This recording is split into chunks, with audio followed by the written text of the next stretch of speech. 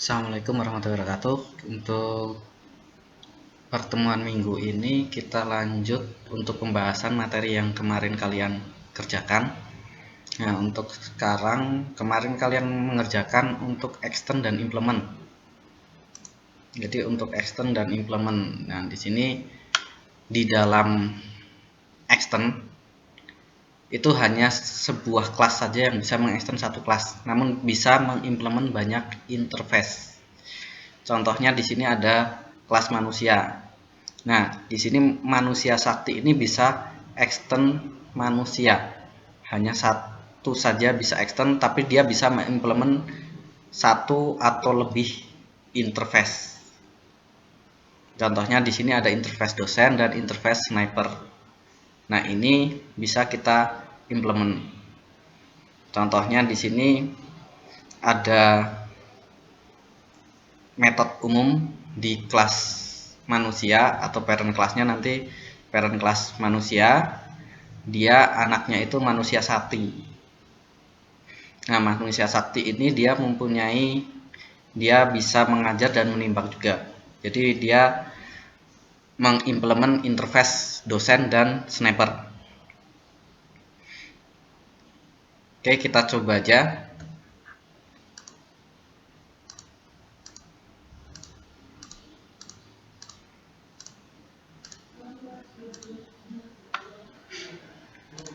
Nah, di sini ada kelas manusia, ada dua interface, interface sniper dan interface dosen. Interface sniper bisa ada metode menimbak tanpa isi dan ada metode mengajar tanpa isi. Sedangkan yang bernafas di sini diisikan di dalam metode, yaitu untuk mencetak bernafas. Nah, di kelas manusia sakti dia turunan dari manusia. Dia mengimplement dosen dan sniper.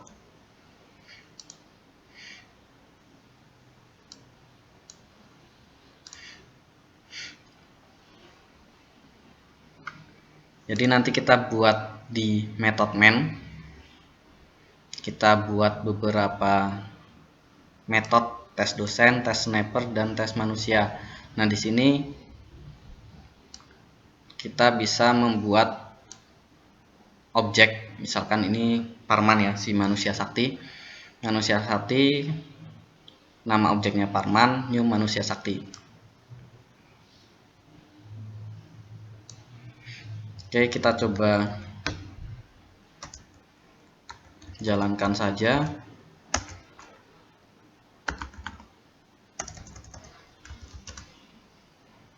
Ini saya di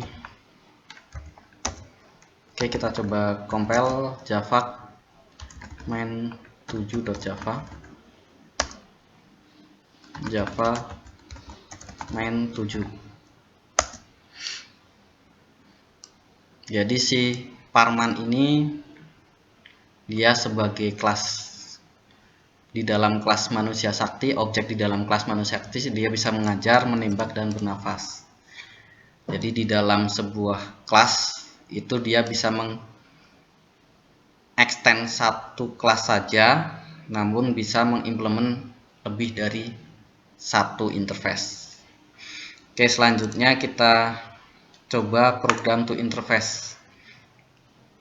Nah, di sini program to interface ini merupakan pendekatan di mana program dengan konsep OOP biasanya lebih fokus pada interface, bukan implementasi ataupun hidden implementasi.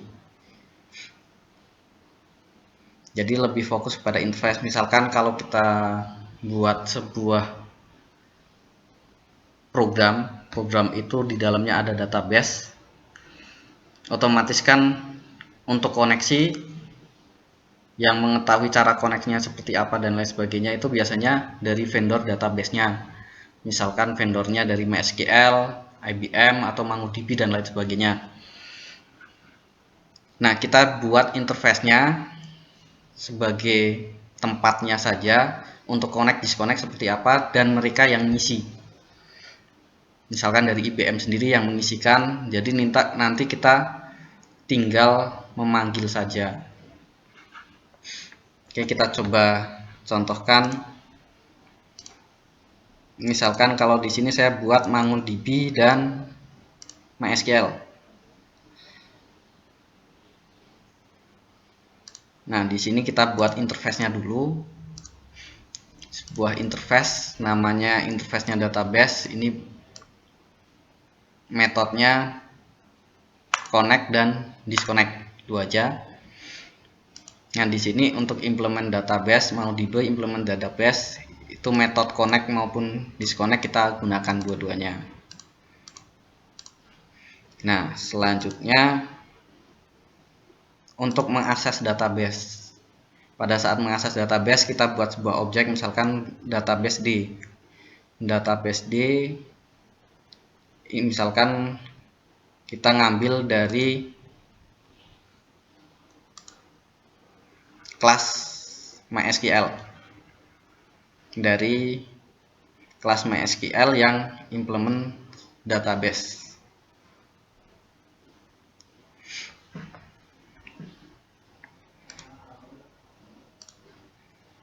Oke, kita coba compile java access db.java access db. Nah, ini MySQL connect dan MySQL disconnect. Nah, kalau kita coba ganti database, ya tinggal kita ganti aja untuk kelas yang kita gunakan. Misalkan di sini langsung kita gunakan MongoDB. Kita compile lagi, kita akses. Ini cara koneksinya sudah mengikuti cara koneksi dari MongoDB. Nah, itu biasanya yang digunakan di industri. Kalau di Java biasanya menggunakan interface. Jadi untuk mengisinya biar si vendor sendiri. Karena cara koneksinya otomatis antara MySQL dan MongoDB contohnya itu otomatis berbeda. Ya, ataupun sebagai drivernya biasanya berbeda. Kita coba membuat inner class. Inner class itu kelas yang ada di dalam kelas. Nah, di sini untuk inner class itu kita coba, misalkan kalau di contoh itu ada kelas luar. Nah, kelas luar ini di dalamnya ada kelas dalam. Nah, nanti kalau kita coba compile, kelasnya itu dihasilkan dari sejumlah kelas yang kita buat. Kalau di sini dua kelas, misalkan kelas luar dan kelas dalam, otomatis filenya ada dua kelas. Kalau di sini misalkan ada luar dolar dalam titik kelas sama luar dot class. Jadi ada dua file kelasnya, itu ada dua. Oke, kita coba. Yang di sini ada kelas luar, variabelnya ada integer var luar dan metodenya cetak keluar. Ini untuk yang di kelas luar. Terus di dalam kelas luar itu ada kelas dalam. Kelas dalam di sini ada variabelnya integer var dalam dan metodenya ada metode cetak dalam. Oke, kita coba compile.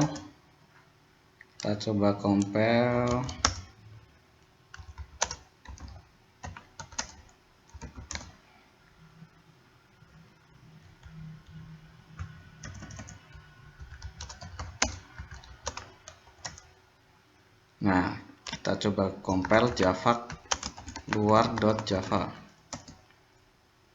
Oke, kita coba coba kita lihat filenya. Nah, di sini ada dua kelas, luar dolar dalam dot class sama luar dot class. Jadi ada dua kelas itu. Terus kalau di sini kita coba juga nanti cara membuat objek di dalam inner class. Nah, kalau di dalam inner class sendiri, yaitu kelas yang berada di kelas lain. Nah, inner class ini memiliki akses penuh terhadap file atau metode yang ada di luarnya, sekalipun itu berlabel private. Sedangkan kebalikannya, outer class tidak memiliki akses kepada semua file atau metode yang di dalamnya, walaupun labelnya public. Oke, sebelumnya kita coba buat objek dulu di dalam inner class. Kalau membuat objek di dalam inner class itu ada dua cara. Yang pertama secara terpisah dan yang kedua langsung. Jadi membuat objek luarnya dulu terus membuat objek dalamnya. Atau bisa langsung membuat objek dalamnya. Oke, kita buat ini ada main 9. Saya atur layoutnya biar terlihat semua. Nah, ini yang cara yang pertama. Nama kelas luar, nama objeknya misalkan di sini L sama dengan new luar. Nah, di new luar ini kita buat objek lagi, objek di kelas dalam. Jadi luar titik dalam, nama objeknya D sama dengan L dulu, objeknya ini dulu, dot new dalam. Oke, ini untuk cetak luar sama cetak dalam. Ini mengambil metode sini, cetak luar sama cetak luar sama cetak dalam. Oke, kita coba compile Java main 9.java. Oke, kita jalankan Java main 9. Nah, ini cetak luar dan cetak dalam. Ini cara yang pertama. Cara yang kedua, ini saya buat komentar dulu. Cara yang kedua sama, hampir sama langsung. Luar titik dalam, langsung nama objeknya dal new luar titik new dalam, dal dot cetak dalam. Oke, kita coba compile Java, hasilnya sama.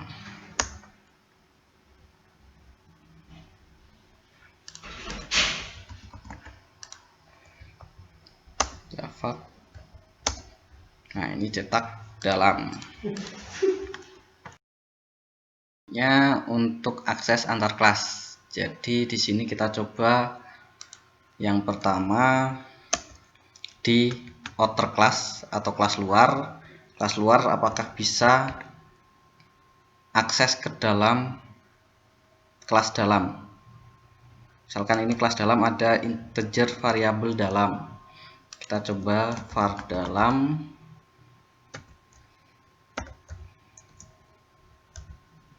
Dan juga metodenya cetak dalam.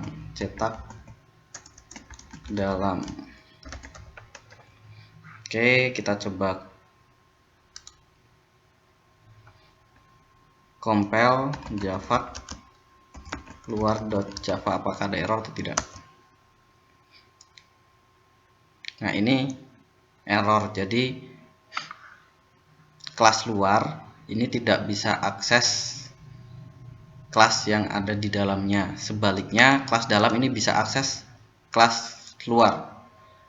Jadi inner class boleh mengakses variabel ataupun metode yang berada di dalam outer classnya. Misalkan ini kita coba dijadikan komentar. Nah, di dalam kelas dalam kita coba mengakses variabel luar yang ada di kelas ini dan cetak luar yang ada di kelas ini. Var luar sama dengan misalkan 10. Terus kita panggil cetak luar. Oke, kita coba compile Java keluar. Nah, ini bisa tanpa ada error. Jadi perbedaannya, kelas luar tidak bisa mengakses ke sini, tapi yang di dalam ini bisa mengakses yang ada di luar sini. yaitu akses yang ada di dalam inner class. Nah, selanjutnya nested class ini bisa lebih dari satu kelas. Jadi kelas bersarang itu bisa lebih dari satu kelas. Misalkan di sini ada kelas luar, kelas dalam, terus kita tambahkan lagi satu kelas lagi, misalkan kelas terdalam.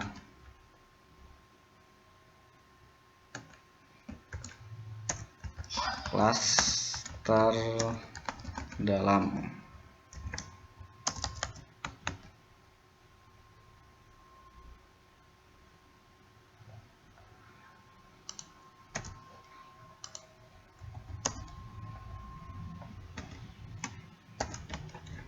Nah, kita tambahkan kelas terdalam. Di sini ada integernya sama,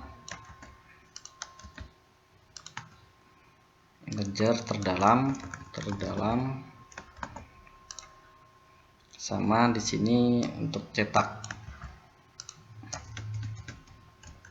ada metode cetak.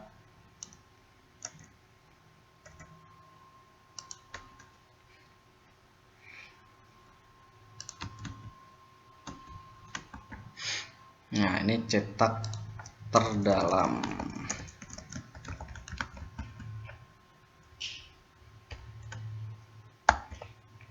Cetak terdalam.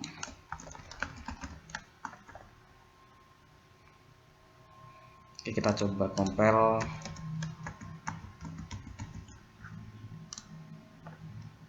Java keluar. Ada error atau tidak?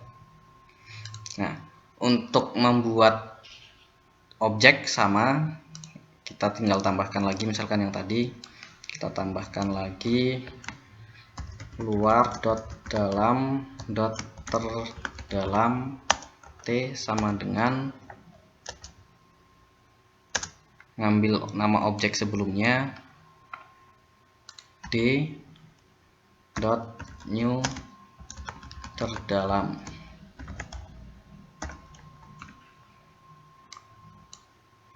Nah, kita tinggal panggil t dot cetak terdalam.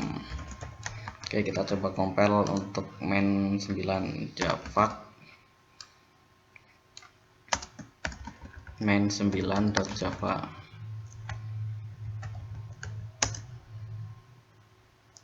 Java main 9. Nah, jadi untuk nested class bisa lebih dari satu kelas.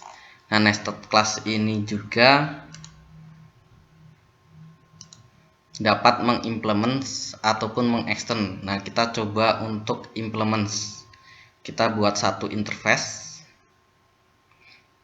Ini interface dalam. Oke, saya coba buat interface public interface dalam.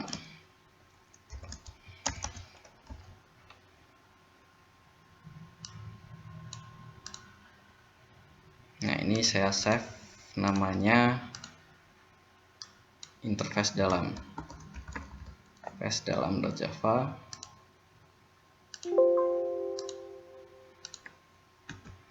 Abstract void cetak terdalam.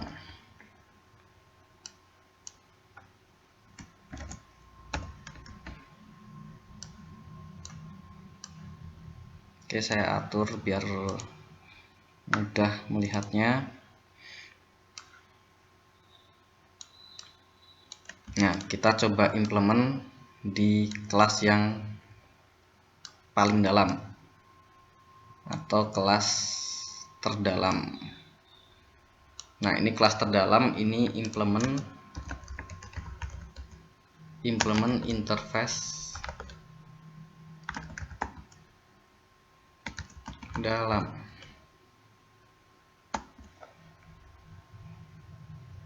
Nah, ini jangan lupa kita kasih label public cetak terdalam, karena ini abstract class, kita perlu label public di sini. Nah, untuk memanggilnya ini kita ganti interface-nya langsung, nama interface sama dengan YouTube dalam, hampir sama tapi lebih ringkas. Interface dalam. Oke, kita coba compile, harusnya hasilnya sama. Apakah ada error atau tidak? Nah, ini tidak ada error. Nah, itu contoh kalau nested class itu bisa extend ataupun bisa implement. Jadi di sini bisa extend maupun implement. Cuma di sini saya contohkan untuk implement. Untuk extend kalian bisa coba contoh yang lain. Yang dinamakan sebagai paket. Paket ini cara yang digunakan untuk mengorganisir Java software. Nah, kan biasanya kalau kalian coba menggunakan bahasa C ataupun yang lain sebagainya kan biasanya ada ketik import terus library apa gitu kan. Nah, ini kalau di Java kita gunakan namanya paket. Nama yang disarankan kalau di paket itu nama domain dibalik. Misalkan kalau di sini itb.ac.id, berarti kita balik, kita buat foldernya id ac.itb. Nah, ini saya coba, misalkan saya buat folder, misalkan buat folder id ac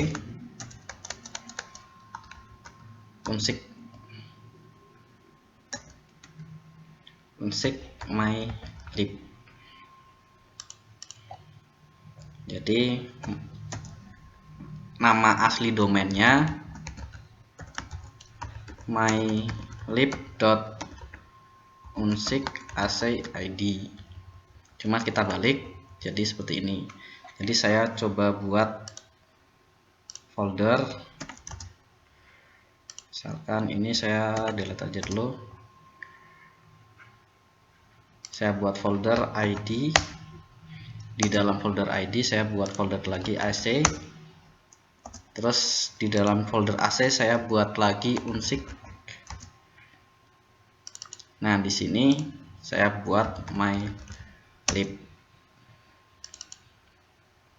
Nah, di sini saya coba buat paket namanya printer. Jadi nanti di sini ditulisnya paket id ac unsik.mylib. Jadi nama domain dibalik. Nah, ini nanti disimpannya di sini. Disimpan di situ. Saya coba save. Saya coba save di sini namanya printer.java. Printer.java saya save.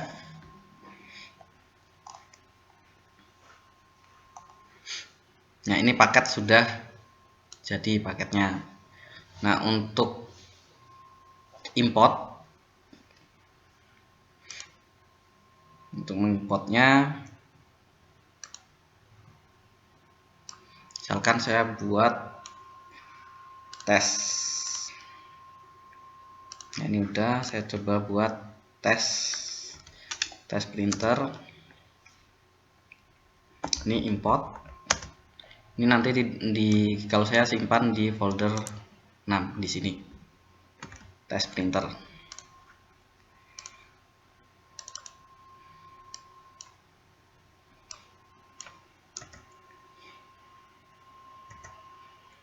Tes printer.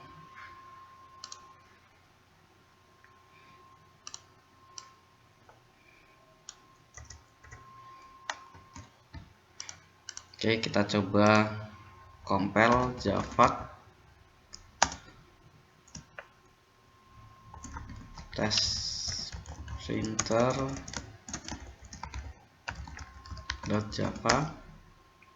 Kita coba jalankan tes printer. Nah, ini sampel printer, jadi bisa membuat ini di sini. Nah, contoh juga kita mau tambah lagi satu kelas lagi namanya scanner. Nah, scanner ini di sini juga dia ada import dari fungsinya yang ada di printer. Nah, ini saya save, tapi save-nya di folder unsik. Nah, ini scanner.java.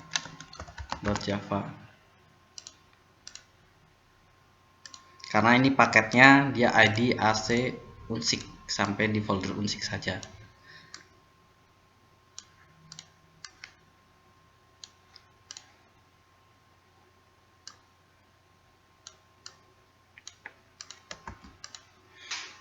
Oke, kita buat lagi. Nah, di sini kita import itu dia bisanya hanya satu folder aja. Kalau berbeda folder ya otomatis kita tambahkan import lagi id ac unsik .bintang, yang diimport hanya file yang ada di dalam folder tersebut. Jadi kalau di dalam folder tersebut ada folder lagi, nah itu nggak keimport, hanya filenya saja.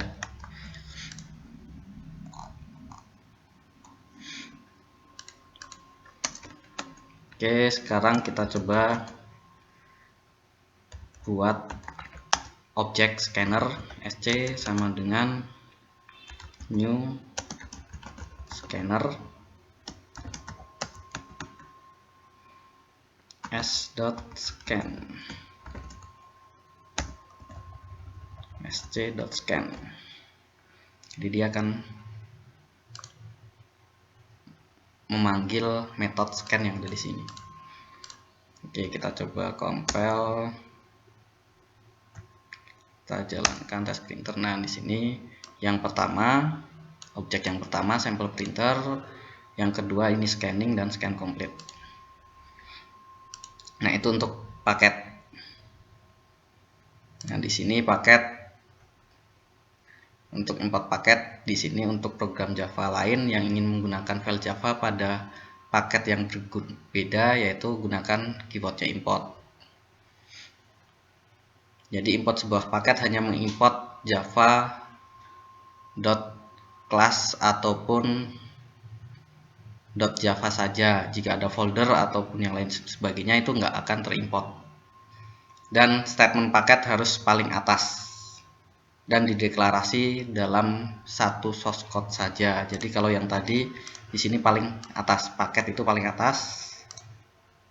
Ini paket juga paling atas. Nah, itu untuk hari ini cukup sampai sini untuk minggu ini. Nah, mungkin kita nanti lanjut satu materi lagi sebelum UAS. Oke, terima kasih. Wassalamualaikum warahmatullahi wabarakatuh.